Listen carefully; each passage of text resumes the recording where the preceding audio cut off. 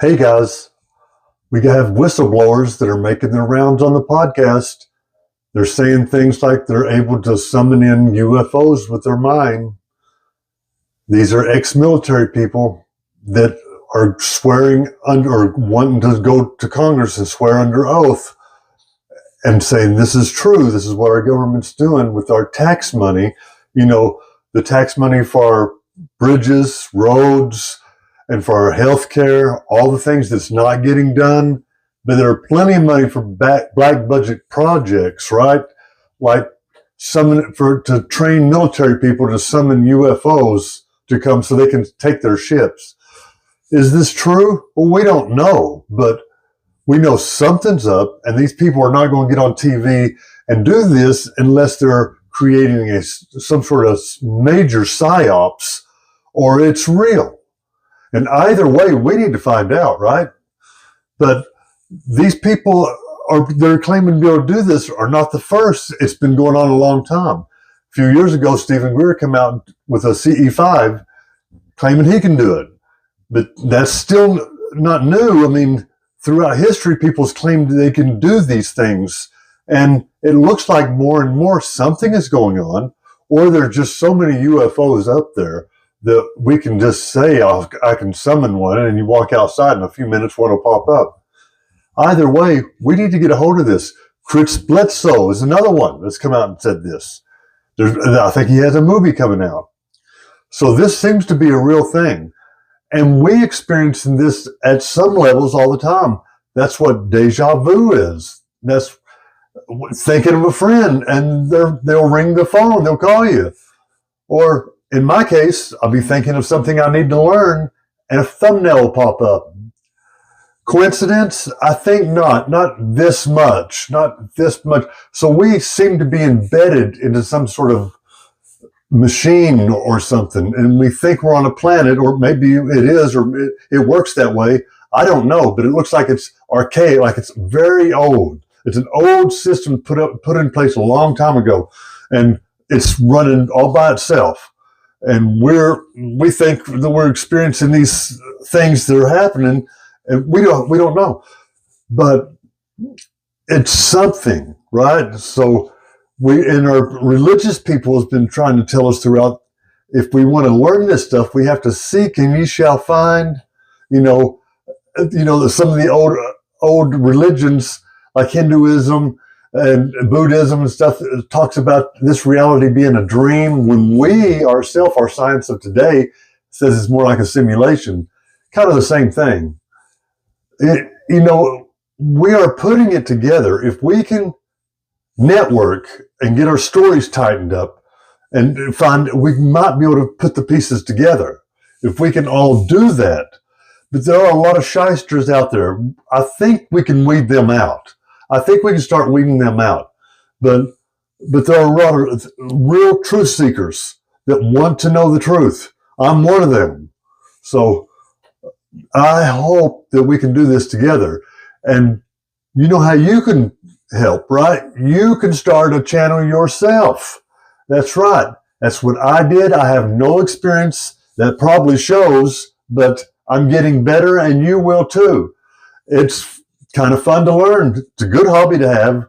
And it's big sitting around listening to other people's ideas when you have some of your own and you had experiences of your own. And you need to share those experiences, because those experiences are, believe it or not, is our birthright. If these experiences are true, you need to share them so we can find out what's going on. I'm sharing my experiences a little at a time. It's hard enough to do. When I've told my family and friends, of course, they roll their eyes and sure. And it's frustrating, but you used to do the same thing when people would try to tell you, right? So let's do this together. The awakening is real. The awakening is happening to all of us at some level, and it's intense and can be a little scary. Change is scary, right? Things are scary when they go into a different direction we didn't expect it. Let's face it, 10 years ago, nobody was even thinking of this kind of stuff. And now the whole world is wrapped up in it. And one reason they are is because it's real, because they've all had their own experiences of some sort, but it is real. And the reason I keep saying that is I'm not only trying to convince you, but I'm trying to convince myself. It isn't easy to accept another person's story, especially when you're having a hard time accepting your own. And this can be good for all of us. What bad can come out of trying to figure this out? Some people are trying to say these aliens are bad. Some people are trying to say they're good. Let's find out for ourselves, because it might be that they're just indifferent and doing their thing, like the scientists said, ant on an anthill. We don't walk up to them and try to talk to them, ask them how they're doing, but we can communicate. And obviously, they're interested in us so intently. They're around constantly. And if you've ever done a strong psychedelic trip, then you'll see that is a real realm that you enter. And you can easily say, well, man, if you take psychedelics, of course you're going to go on a trip. You can't go on a trip you can't go into a world that you've never experienced before and explain it to somebody where the light itself is alive.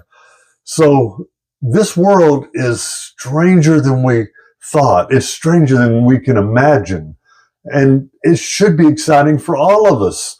I'm excited. It gives me a reason to be alive, a reason to look out the window and watch the stars and wonder.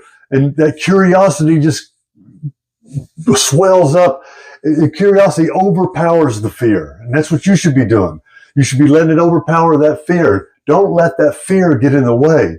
Or your belief systems. Remember, belief is just accepting something without evidence. There's also another way of thinking it. The scientists say they don't believe in gravity. They experience it. They know it's real. You don't have to believe in it. So just suspend your beliefs when doing this and trying this. And that is also what I think my message right here today is. The awakening, I think, happens more and more powerful the more we engage in it.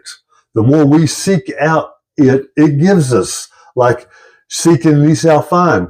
Little bitty droplets have been left along, little bitty breadcrumbs have been left along throughout history to tell us and point us in the right direction.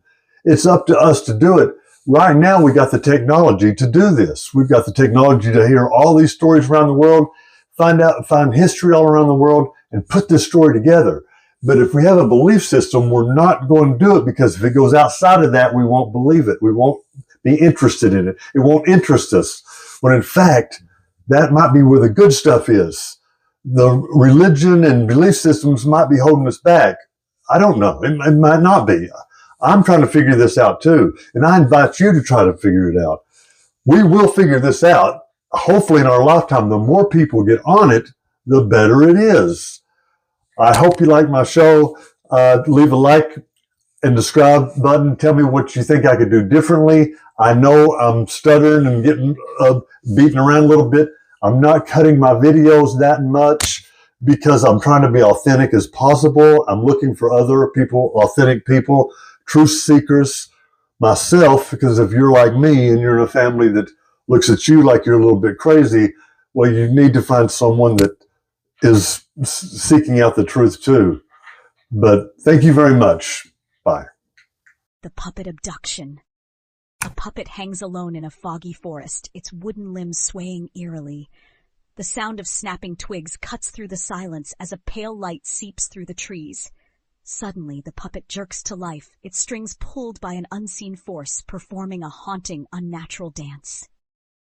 A low, otherworldly hum fills the air, growing louder, vibrating through the stillness.